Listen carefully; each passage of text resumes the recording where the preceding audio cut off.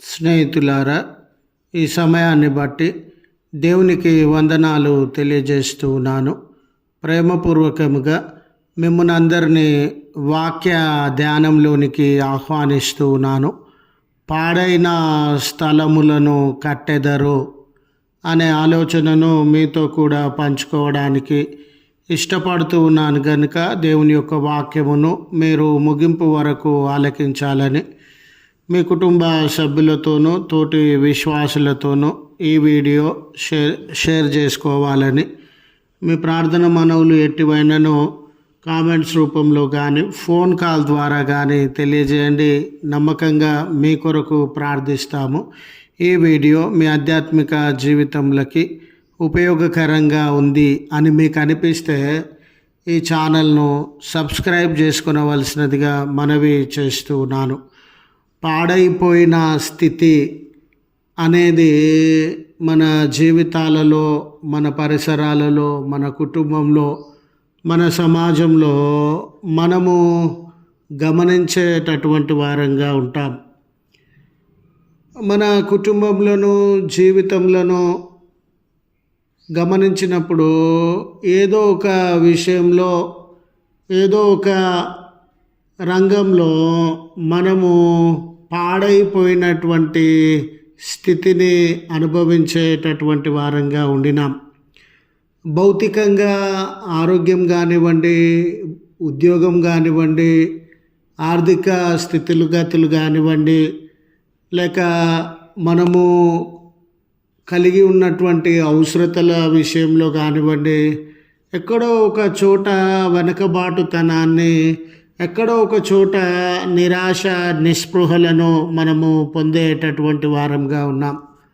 మానసికంగా వ్యక్తులతో మనకుండే సంబంధ బాంధవ్యముల విషయంలో ఎక్కడనో మనము వారి నుండి దూరమైనటువంటి వారంగా, వేరైనటువంటి వారంగా, సహవాసము, ప్రేమ, అనురాగము, క్షమాపణ ఉండాల్సినటువంటి స్థలంలో ఎడబాటు, దుఃఖము, పగ, ద్వేషములు ఇలాంటివి మనుషుల నుండి మనలను దూరపరచిన, అంటే అది కూడా ఒక పాడైనటువంటి స్థితిని తెలియజేస్తూ ఉన్నటువంటి సందర్భం. ఆధ్యాత్మికంగా దేవుని నుండి దూరమై దేవుని సహవాసమును కోల్పోయి పాడైనటువంటి స్థితి.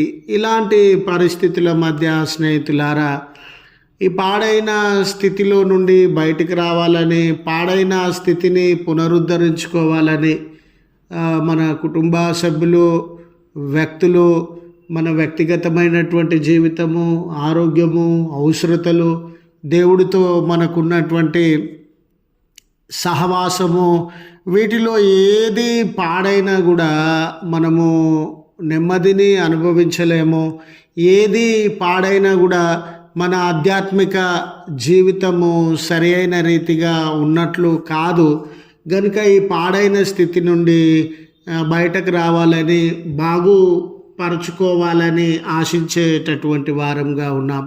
అందుకే ఈ లెంట్ కాలంలో ప్రతిదినము ప్రార్థించే వారంగా, లేఖనములను ధ్యానించేటటువంటి వారంగా, ప్రార్థన సహవాసములలో పాల్గొనేటటువంటి వారంగా, మరి ముఖ్యంగా మనలో చాలామంది ఉపవాసం ఉండి దేవుణ్ణి సమీపించేటటువంటి వారుగా, దేవునితో సహవాసము చేసేటటువంటి వారుగా ఉండినారు. అయితే స్నేహితులారా, దేవుడు మన పాడైనటువంటి స్థితిని బాగు చేస్తానని, మనము ఏ విషయంలో పాడైన స్థితిని అనుభవిస్తూ ఉన్నా దాన్ని పునరుద్ధరిస్తానని వాగ్దానం చేస్తూ ఉన్నాడు. అయితే ఈ లెంట్ కాలము కానివ్వండి, మన జీవిత కాలం అంతా కానివ్వండి, మనము నిజమైనటువంటి విశ్వాస జీవితాన్ని కలిగి ఉన్నటువంటి సందర్భంలో, అంటే ఒక ఆచారమని, ఈ 40 రోజులకే సంబంధించినటువంటిదని, ఈ 40 రోజులు మాత్రమే క్రమశిక్షణతో ఆధ్యాత్మికతతో జీవించడం కాదు, కానీ నిజమైన భక్తి శ్రద్ధలను, నిజమైన విశ్వాసాన్ని మనం ప్రదర్శించినప్పుడు, కలిగి ఉన్నప్పుడు ఈ పాడైన స్థితిని దేవుడు బాగు చేసేటటువంటి వాడు. వీటిలో ప్రాముఖ్యమైనది మరి పేదలకి మనం సహాయం చేసేటటువంటి వారంగా ఉండాలి. ఆకలితో అలమటించేటటువంటి బిడ్డలకు భోజన పదార్థములను అందించేటటువంటి వారంగా ఉండాలి. మన చుట్టూ ఉన్న సమాజంలో నలిగిపోయినటువంటి వారు, విసిగి వేసారినటువంటి వారు, కొట్టబడినటువంటి వారు, తిట్టబడినటువంటి వారు, కనీస హక్కులకి నోచుకోలేక దాడులకి, అణచివేతలకి లోనవుతూ ఉన్నటువంటి వారు, వీరి ఎడల మనము శ్రద్ధ కలిగినటువంటి వారంగా ఉండాలి.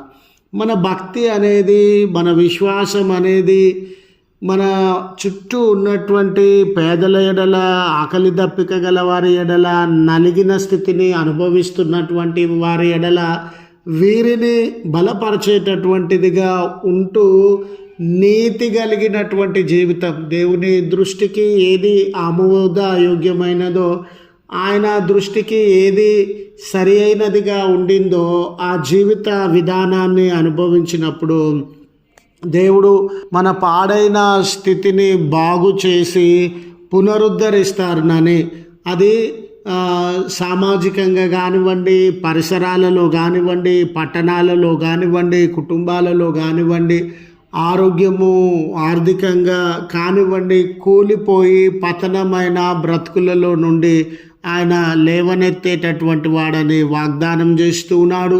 స్నేహితులారా, ఆధ్యాత్మికంగా కూడా మనము పునరుద్ధరించబడతామనే మాట దేవుడు తెలియజేస్తూ ఉన్నాడు.